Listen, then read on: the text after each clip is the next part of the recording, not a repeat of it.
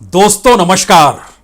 मुश्किल यह नहीं है कि प्रधानमंत्री के भाषणों से इस देश की गरीबी और बेरोजगारी गायब क्यों हो गई।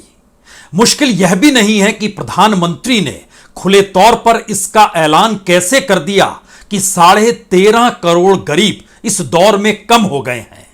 मुश्किल यह भी नहीं है कि प्रधानमंत्री बेरोजगारी का जिक्र नहीं करते, लेकिन मुद्रा योजना और स्टार्टअप के जरिए कितनों को रोजगार मिल गया और उसके आंकड़े कितने बड़े हैं यह सब खुलकर बताने लगे हैं। दरअसल मुश्किल यह है कि बीजेपी का कार्यकर्ता जमीन पर नहीं है, आरएसएस का स्वयंसेवक जमीन पर है। और जिन राज्यों में चुनाव होने हैं वहां पर संघ का अपना नेटवर्क बड़ा मजबूत है। वो चाहे मध्य प्रदेश हो, चाहे राजस्थान हो, चाहे छत्तीसगढ़ हो और चाहे तेलंगाना ही क्यों ना हो, इन तमाम जगहों पर आरएसएस की मौजूदगी है। और आरएसएस का स्वयंसेवक जमीन की उस परिस्थिति को बाखूबी समझ रहा है कि गरीबी का मतलब होता क्या है और बेरोजगारी किस तरीके से युवाओं को परेशान किए हुए है। सरकार अपने आंकड़ों को चाहे बदलती चली जाए, लेकिन जमीन की हकीकत बदलती नहीं है। और यही वो वजह है जिसको लेकर ऊपर नीचे सांसें और किसी की नहीं, संघ की तो होने लगी है। और जब संघ की सांस इस दौर में चुनावी जीत हार को लेकर हो रही है, तो एक आखिरी दाव इस दौर में मोदी गवर्नेंस और मोदी की राजनीति या कहें मोदी शाह की स्ट्रेटजी को खुले तौर पर हर कोई अपनाने के लिए मजबूर है। क्योंकि सभी को पता है कि इन 4 राज्यों का असर लोकसभा चुनाव पर पड़ेगा और इन 4 राज्यों की राजनीतिक जमीन उसी बेरोजगारी और उसी गरीबी में दफन है जिसका असर इस समूचे देश के जरिए अलग अलग इलाकों में, अलग अलग राज्यों में, अलग अलग कॉन्स्टिट्यूएंसी में अपने अपने तरीके से लगातार निकल रहा है। तो क्या वाकई जमीन पर बीजेपी हार चुकी है? क्या वाकई जमीन पर लोगों के भीतर जो गुस्सा है वह इस बात को लेकर है कि प्रधानमंत्री जिन हवाई बातों का जिक्र कर रहे हैं उसका जनता से कोई मतलब, कोई सरोकार है ही नहीं? स्थिति है क्या? और जब इस बात का जिक्र आरएसएस के भीतर बैठे स्वयंसेवक राजस्थान, मध्य प्रदेश और छत्तीसगढ़ की उस हवा को समझते बूझते हुए निकालना शुरू करते हैं कि उनकी शुरुआत कहां से कैसे होनी चाहिए, तो वह उन्हीं लोगों से टकराते हैं जो इन 3 राज्यों के भीतर इन 2 परिस्थितियों से लगातार जूझ रहे हैं। तो फिर उनका अपना सर्वे क्या कहने लगता है, उनकी अपनी परेशानी क्या हो जाती है। और ऐसी स्थिति में किसी भी हालत में जीतना है तो क्या इसीलिए देश के मंत्री हो या सांसद हो, सभी को एमएलए की दौड़ में शामिल होना पड़ेगा, क्योंकि अब सवाल अस्तित्व का है। लेकिन यह अस्तित्व का सवाल यूं ही नहीं आया है। हमें लगता है कि आज आप उस जमीनी सच को परखने की कोशिश करें कि किस बुनियाद पर यह देश बेरोजगारी और गरीबी के मद्देनजर खड़ा है, और खास तौर से उन्हीं युवाओं के भीतर की बेरोजगारी, जिन युवाओं के पास कोई काम नहीं है, वो कितने बड़े पहाड़ में तब्दील हो चला है, लेकिन सरकार हर दिशा से आंख मूंदी हुई क्यों है। अगर एक एक लाइन को भी परखना शुरू करेंगे तो उसके दायरे में इस देश के भीतर में व्हाइट कॉलर की नौकरी का जिक्र नहीं है, मनरेगा की नौकरी का जिक्र है, वहां भी स्थितियां नाजुक हैं और राज्य दर राज्य नाजुक है। जो गरीबी की परिस्थिति है इस दौर में, प्रधानमंत्री जब गरीबी से मुक्ति का सवाल खड़ा करते हैं तो कोई भी जानना और समझना चाहेगा कि यह आंकड़े प्रधानमंत्री को किसने दे दिए। तो क्या नीति आयोग ने इस देश की गरीबी को लेकर कोई नई लकीर खींची? यकीनी तौर पर खींची। और उस लकीर के भीतर का सच क्या है?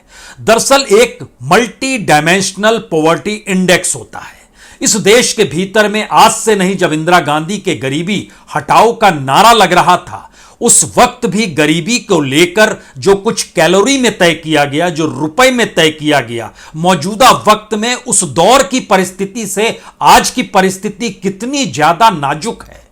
हमें लगता है कि सरकार के ही आंकड़ों के जरिए आज बात गरीबी से शुरू की जाए, जिससे 2-4 स्वयंसेवक हो रहा है और वो समझ रहा है कि स्थितियां नाजुक हैं।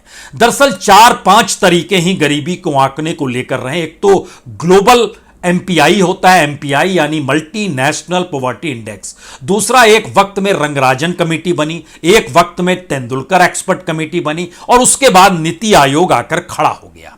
अब आप एक क्षण के लिए सोचिए, बहुत पीछे नहीं ले जाएंगे, सिर्फ यह समझिए कि जिस समय गरीबी हटाओ का नारा था, उस वक्त 2400 कैलोरी ग्रामीण क्षेत्रों में और 2100 कैलोरी अर्बन क्षेत्र में।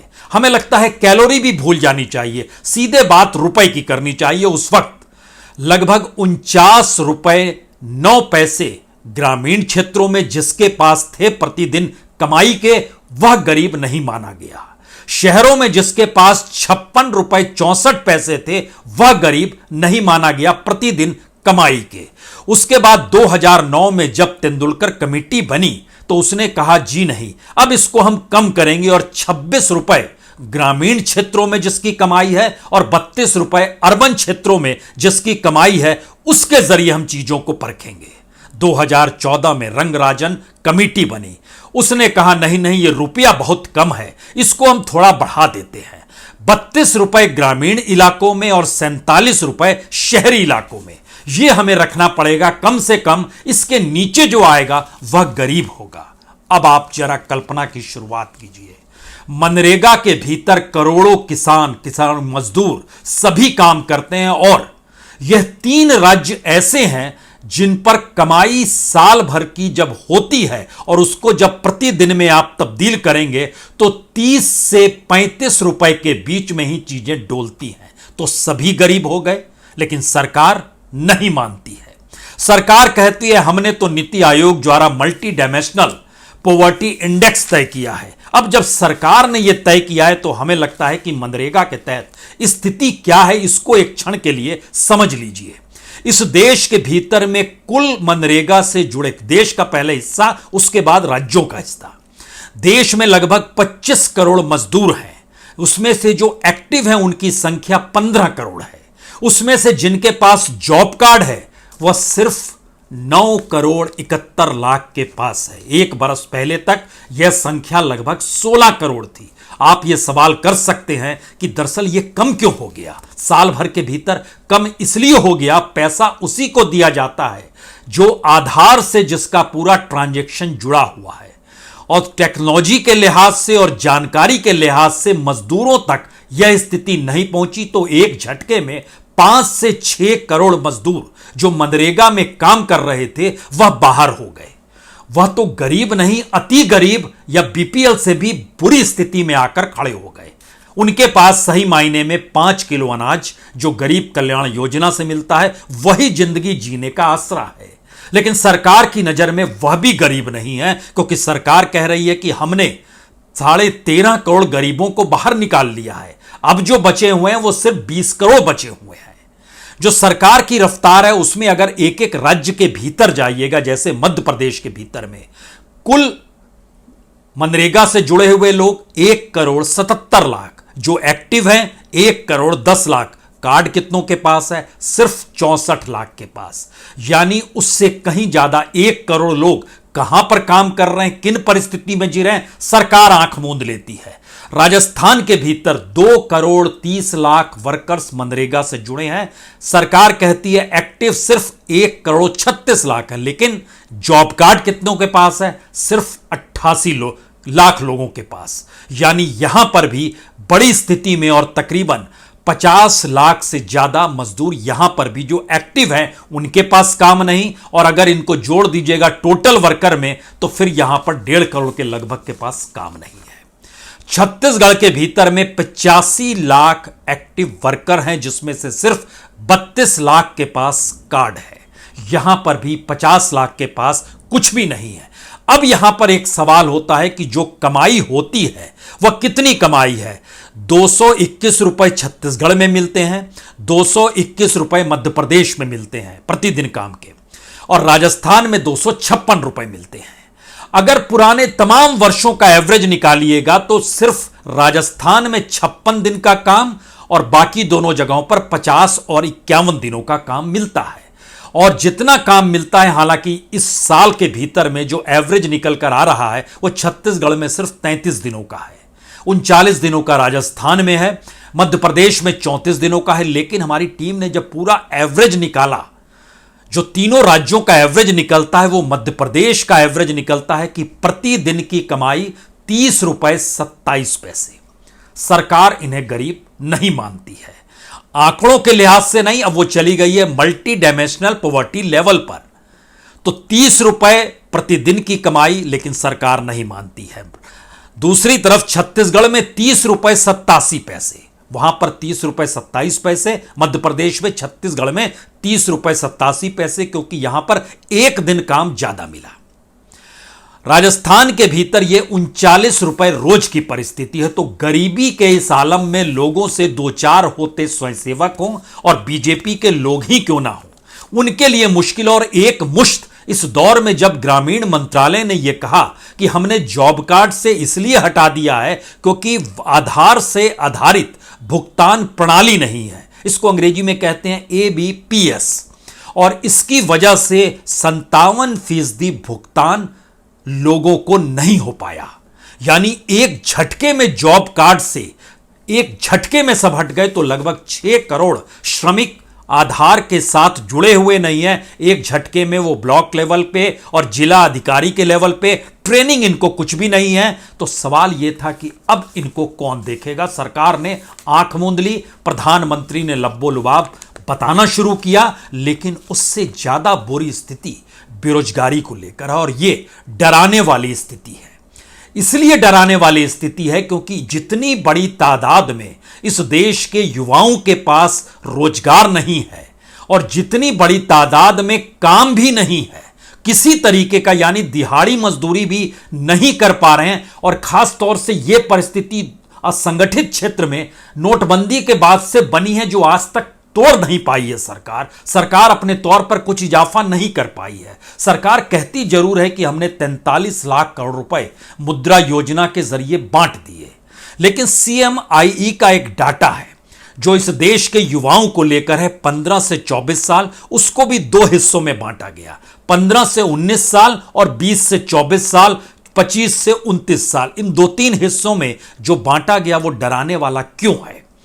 अब आप समझिए कि पिछले फाइनेंशियल ईयर तक, यानी मार्च के महीने तक, जो 15 साल से 24 साल के भीतर जो युवा था, उसकी लेबर फोर्स तकरीबन 5 करोड़ 54 लाख थी।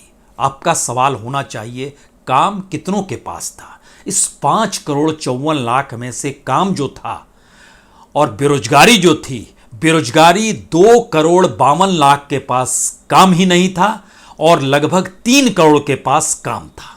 अब यह सवाल था कि जिनके पास काम था, जो 3 करोड़ लोग थे, उनके पास कौन सा काम था और उसमें कितनी उम्र वाला ज्यादा लोग थे? 15 से 19 साल वाले सिर्फ 27 लाख लोग जिनके पास काम था, और 24 से 24 वालों के बीच में 2 करोड़ 75 लाख युवा जिसके पास काम था। अब यहां पर सवाल होता है कि वोटर जो होता है वह 20 से 25 साल के बीच के वोटरों को मानिए, जिनकी तादाद तकरीबन 5 करोड़, इसमें से 2 करोड़ 80 लाख के पास काम ही नहीं है और 2 करोड़ 25 लाख के पास जो काम है, अगर उसके भीतर देखना शुरू कीजिएगा तो ज्यादातर दिहाड़ी मजदूरी कर रहे हैं, और जो नौकरी पेशे वाले लोग हैं, जो सैलरी से जिनको मिलता है, उनकी तादाद सिर्फ 67 लाख है, 67 लाख।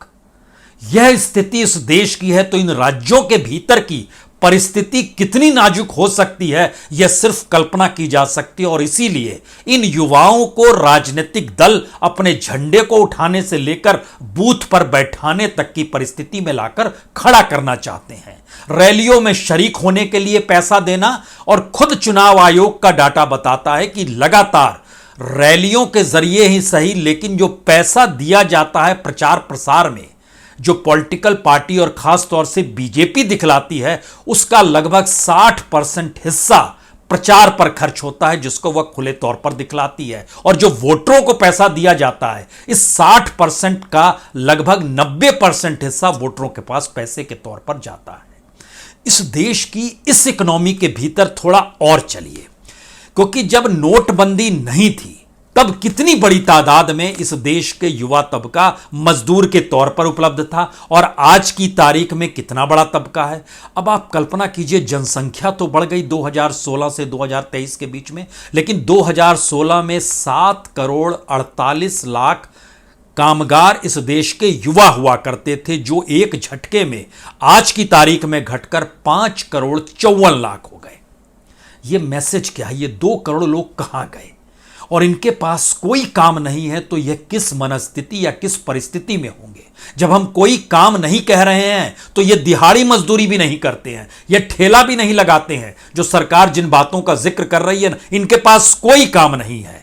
और इस दौर में जो मनरेगा के भीतर जुड़ना भी चाहता था, अब चूंकि एक बड़ी तादाद में जो सरकारी आंकड़ा आज का ही है कि सिर्फ 9 करोड़ लोगों को जॉब कार्ड हम दे पा रहे हैं, क्योंकि कुछ के आधार से नहीं जुड़े हैं और कुछ के लिए काम नहीं, हमारे पास बजट नहीं। इस स्थिति में यह सरकार इन परिस्थिति को लाकर खड़ा कर चुकी है। अब यहां पर राजस्थान, मध्य प्रदेश और छत्तीसगढ़ के भीतर घुसिए। जो यूथ पॉपुलेशन 20 से 29 साल की है, राजस्थान में लगभग 1 करोड़ 60 लाख, मध्य प्रदेश में लगभग 1 करोड़ 70 लाख, छत्तीसगढ़ में लगभग 60 लाख। यह यूथ पॉपुलेशन के पास कितना काम होगा और कितनों के पास काम नहीं होगा, यह सिर्फ इससे समझिए कि 47% के पास कोई काम नहीं है। एक लिहाज से आधा लगभग इनमें से पूरी तरीके से बेरोजगार है, जिसके पास कोई काम नहीं है। सिर्फ 12% ऐसे हैं जो कि सिर्फ सैलरी ले पाते हैं, यानी उनके साथ सोशल सिक्योरिटी जुड़ी हुई है, जहां पर इलाज हो जाए, एजुकेशन की बात होने लगे, यहां पर कोई सिक्योरिटी बाकियों के पास है ही नहीं। तो क्या एक ऐसी परिस्थिति में इस देश का ग्रामीण और शहरी युवा दोनों जा चुका है, जहां गरीबी और बेरोजगारी की परिस्थिति से सरकार आंख बंद करना चाहती है, लेकिन यहां की राजनीति बतलाती है कि लोगों के भीतर का गुस्सा है। आप यहां पर एक सवाल और खड़ा कर सकते हैं। यह सवाल छत्तीसगढ़ और राजस्थान का है, जहां कांग्रेस की सरकार है। तो आप कहेंगे कि यह तो अगर मध्य प्रदेश में बीजेपी की सरकार कटघरे में है, तो इन राज्यों में भी राज्यों की सरकार कटघरे में होगी। मुश्किल यह नहीं है आरएसएस की। आरएसएस के स्वयंसेवक और इस देश के भीतर एक ही पॉलिसी चलती है, जो सोच प्रधानमंत्री मोदी के जरिए लाई गई, क्योंकि तीनों राज्यों के चुनाव में एक ही चेहरा प्रधानमंत्री मोदी का बीजेपी की तरफ से रहेगा। और इस दौर में डबल इंजन की सरकार को कहना और केंद्र की नीतियों का बखान लगातार प्रधानमंत्री के जरिए करना, उसने इन तमाम फैक्ट्स को ढक लिया कि राज्य सरकारें कहां पर फेल होती है। और जब राज्य सरकार जहां पर फेल होती है, वहां पर केंद्र सरकार किसी तूफान की तरह एक के बाद एक पन्ने बतलाती है। बोलती है मुद्रा योजना 48 लाख करोड़ रुपया, अच्छा, और रोजगार स्टार्टअप 1 लाख से ज्यादा स्टार्टअप, और क्या चाहिए, गरीबी 13.5 करोड़ को हमने बाहर कर दिया। इस देश के भीतर में जो गरीबों के साथ कल्याण योजनाएं, लगभग 200 से ज्यादा कल्याण योजनाएं शुरू कर दी गई। और जिनके पास कुछ भी नहीं है, उनको तो हम डायरेक्ट बैंक ट्रांसफर भी कर रहे हैं। और बैंक ट्रांसफर की स्थिति यह हो चली है इस देश के भीतर में कि हमने इतना पैसा इनको दे दिया है और जनधन योजना के तहत चीजें क्रिएट की है, लेकिन उसको जब एनालिसिस करने लगिएगा तो पता चलेगा कि प्रति खाते 4,000 रुपए से ज्यादा पैसा बढ़ता ही नहीं है। यह ओवरऑल एवरेज की स्थिति है। और गांव दर गांव बैंक जो खुले हुए हैं, जो ग्रामीण बैंक हैं, जो कोऑपरेटिव बैंक हैं, जो कॉमर्शियल बैंक हैं, अगर इन बैंकों के खातों को पलटा जाए और वहां पर जो डायरेक्ट बैंक ट्रांसफर है, वो चाहे किसान सम्मान निधि से जुड़ा हुआ पैसा आ रहा हो या बीमा से जुड़ा हुआ पैसा आ रहा हो, जो पैसा आ रहा है अगर उसको भी मान ले कि वो आ रहा है, तो उसकी भी परसेंटेज जो है वो 35 से 45% के बीच है, बाकियों के पास नहीं आता है। या फिर वो अप्रप्ट वे में रैंडमली कभी इनके पास आता है और 2 किस्त उनके पास नहीं आती है, चौथी किस्त इनके पास आ जाती है। इस तरीके की परिस्थिति के भीतर इसको हम लूट कहें या इसको हम टेक्नोलॉजी के साथ जुड़ी हुई एक नए सिस्टम की लूट कहें, जो कहना है कह लीजिए। लेकिन इन इलाकों के भीतर का मुश्किल सबब इसलिए बड़ा हो गया क्योंकि यूथ एम्प्लॉयमेंट की जो परिस्थिति थी और जो लेबर पार्टिसिपेशन था, अगर एक क्षण के लिए 2016 2016 में अनएम्प्लॉयमेंट 29% था। इन युवाओं को लेकर हम सिर्फ जिक्र कर रहे हैं, और 2023 में यह बढ़कर 45.4% हो गया। आज की तारीख में यह 47% है। जो पार्टिसिपेशन था लेबर का, जिनको काम मिल जाता था, वह 29.4% को काम मिल जाता था 2016 में, और आज घटते घटते यह 18% पर आ गया है। इतनों को ही काम हम दे पाने की स्थिति में है। इस नाजुक परिस्थिति के भीतर में एक सवाल यह भी होना चाहिए कि जो बड़ी तादाद में इस देश के भीतर में लगभग 9 करोड़ से ज्यादा युवा हैं, वो क्या करेंगे? यही वो सवाल है जो आरएसएस को डरा रहा है, और यही वो सवाल है जो बीजेपी को भी डरा रहा है, क्योंकि लोकसभा का चुनाव लगा हुआ है और यह मुद्दे इस देश के भीतर में चुनाव नहीं, जरूरतों को देखते हैं, और चुनाव के मद्देनजर उस राष्ट्रीय पार्टी को देखते हैं जिन्होंने इसको पॉलिसीगत तरीके से बनाया है। यानी उन्होंने ही कहा गरीबी दूर हो गई, उन्होंने ही कहा इस दौर में रोजगार मिल गया, उन्होंने ही कहा हमने लाखों करोड़ रुपए बांट दिए। अब इसी से बच जाते हैं बघेल और गहलोत, और यही वो परिस्थिति और यही वो ट्विस्ट है जो आरएसएस समझ पा रही है, छत्तीसगढ़ के भीतर भी और राजस्थान के भीतर भी। और इसीलिए जमीन कुछ इस तरीके से खिसकी हुई है कि उसको यह एहसास हो चला है कि सिर्फ प्रधानमंत्री के भाषणों से जीत कैसे मिलेगी। एक सवाल तकरीबन 2-3 महीने पहले प्रधानमंत्री के चेहरे को लेकर जब कहा गया था कि सिर्फ इस चेहरे के आसरे जीत नहीं मिल सकती है, तब लोग नहीं समझ पाए थे कि चेहरे का मतलब होता क्या है। क्योंकि चेहरा तो टेलीविजन पर होता है, जहां बहुत शानदार चकाचौंध तस्वीर उभर कर आती है, लेकिन उसके भीतर अब धीरे धीरे बात जब खुल रही है तो चेहरे का मतलब था कि उसके साथ जुड़ी हुई गवर्नेंस, उसके साथ जुड़ी हुई इकोनॉमिक पॉलिसीज, उसके साथ जुड़ी हुई वो तमाम वेलफेयर योजनाएं, और उसके साथ जुड़ी हुई इस देश के वह इशू जो गांव गांव शहर शहर बड़े होते चले जा रहे हैं। और हर बार प्रधानमंत्री अगर आकर कहते हैं सब अच्छा है, शानदार है, तो सवाल उन्हीं लोगों के बीच खड़ा होता है, अब वो किससे मांग करें कि अच्छा कर दीजिए। और जब मांग नहीं हो सकती है तो राजनीतिक तौर पर परिस्थितियां करवट लेने लगती है, और इसी का लाभ कांग्रेस को मिल रहा है। बहुत बहुत शुक्रिया, बहुत बहुत शुक्रिया।